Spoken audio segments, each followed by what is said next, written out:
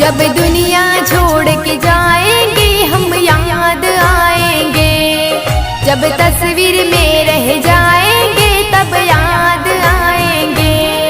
नहीं रहेंगे इस दुनिया में, हो नहीं रहेंगे इस दुनिया में, क्या फरियाद करोगे?